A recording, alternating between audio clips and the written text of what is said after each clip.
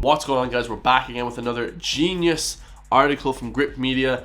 I don't know if this is Ben Scallon reporting on this one, but hopefully somebody from Grip Media gives us a good video. This is a brand new video that I haven't seen yet. Obviously, first time watching, it's my first time watching most of these Grip videos, and absolute genius platform. Go over to their channel and check them out, guys. Go subscribe. They got 27,000 subscribers. Hopefully soon to be 28, 29, and then 30, guys. Hopefully they get up to 100,000 quick, because they are definitely the alternative media platform in Ireland right now. This one today is called Niall Boylan. Views should not be banned because they hurt your feelings. So this is basically about the freedom of speech, the new hate speech bill that's coming into Ireland into play, and how it's going to limit everything. It's going to limit my favorite genre of music, which is rap music in Ireland. It's going to limit everything, guys. So this isn't anything to do with anything. It's to do with your freedom of speech. So definitely check it out, guys. Vote against it. And yeah, man, free speech is final. Even if I don't agree with you guys, I still love the way you can talk, because you have that freedom, man. Drop a comment down below, check out my Patreon, and let's get it. I think freedom of speech is so important, because without freedom of speech I would have never had a job in the first place. Because as a broadcaster, I always felt I was a little bit different, because although I stick by the BII guidelines, or the former BII guidelines, I do believe that it's important that we hear every view. And that's why when I used to have callers on the air, even though some of their views I didn't agree with, I can be absolutely sure some of their views were racist, some of their views might have been homophobic, but without those views, we never learn.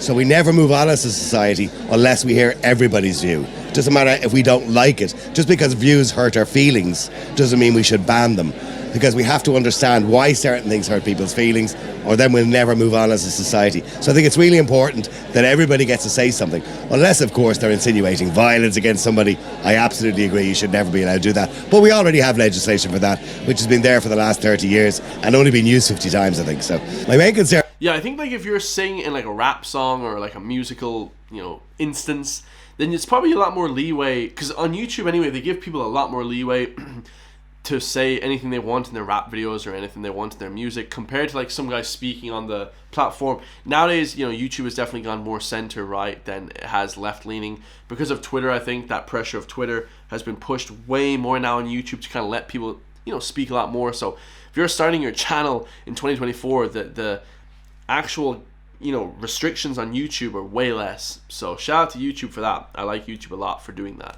Is more so the chilling effect. It's not so much the people being arrested, because I think that's the purpose of it, that they don't want to be arresting people.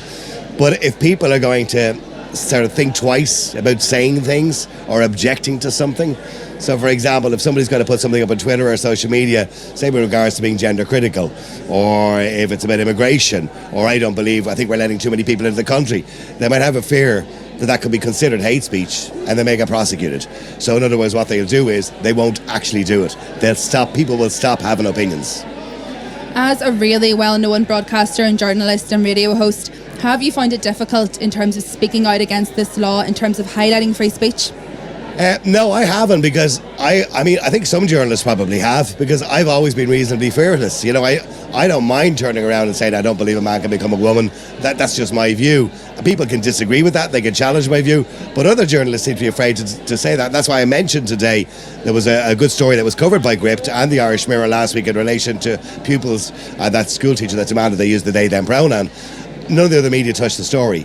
Yeah, and one of the reasons why Niall Boylan blew up so famous is because he was kind of willing to touch on these different issues.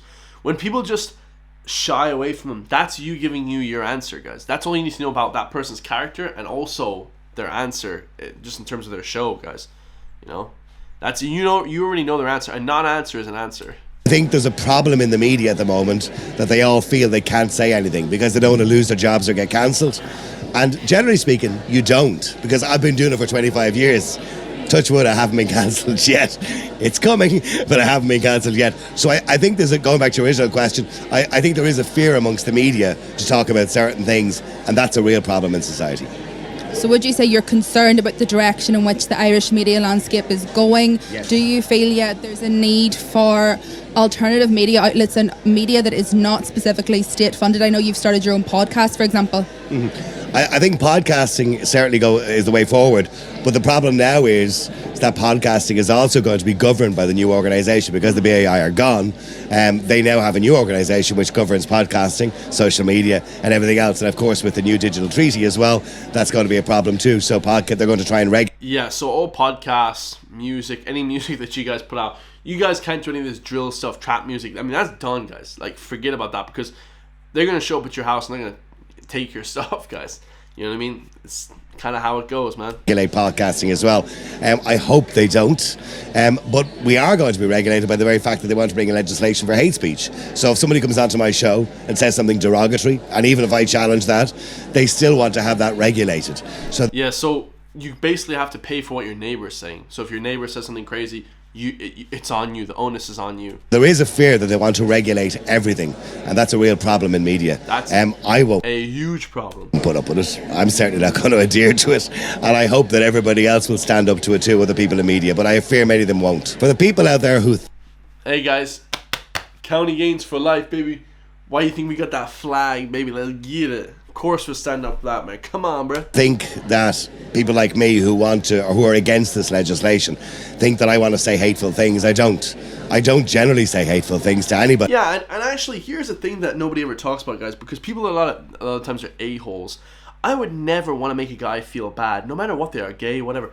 That, to me, my heart would bleed, honestly, guys, if I made a guy feel bad. I never have made any of those comments or remarks ever on my channel, and I never will. But at the same time, guys, if you do something by accident and insult somebody, you know what I mean? You can't be upset about that. I've seen people get super upset. Oh, you misgendered me. And they freak out and they try and get the guy fired. I mean, come on, bro.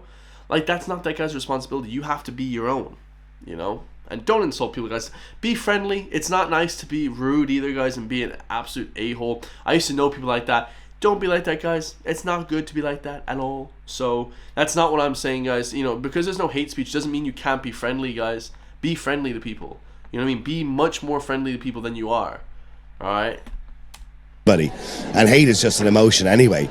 But I do believe, and I say this to everybody, hate is not a good thing. And nobody endorses violence. We already have legislation there that stops you being violent towards somebody, that stops you encouraging violence towards a community, a minority, or whatever it happens to be. So this legislation is completely unnecessary, and it serves no purpose, and the only purpose it serves is to take away our right to freedom of speech, which we were born with. If you have an issue with what somebody says, talk to them, debate with them. Bring them on the radio. Bring them on my show if you want to, and talk to them. And we don't even have freedom of speech. A little plug there for his little Niall Boylan show. But we weren't born with freedom of speech in Ireland, guys. I don't know. He's probably thinking that he lives in the US, guys, where they have kind of nearly a complete freedom. I mean, it's in the Constitution, but it's tough. When it comes to Ireland, we do not have that freedom, guys. We don't have a First Amendment, Second Amendment, Third Amendment, Fifth Amendment. We don't have any of those rights. So, gonna have to go back and review your history there, Mr. Niall Boylan, because we do not have that. It's very limited in this country.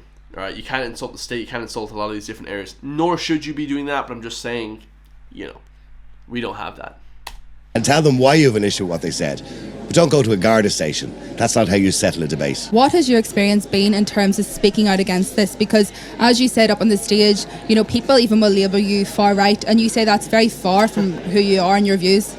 I don't believe I'm far right. I believe if you want to put a label on me, I'm right of centre, maybe because I have conservative views, but I have liberal. Yeah, definitely I'm middle now as well. I said in the last video, guys, I mean, it's impossible to go left because the left has just gone insane, guys. It's gone like this completely because it used to be very, very close, right, left, no real difference around the George Bush, Obama era. Now it's gone completely crazy, guys. Left wing has just gone insane. You have to be centre or centre right for sure, guys, for sure. Liberal views on things too. I voted yes to marriage equality for gay people. Yeah, absolutely. I think that should be yes as well. To get married, that's not what a far right person would do. Yeah, that's true. You know, I agree with immigration, provided it's regulated. I agree with that too.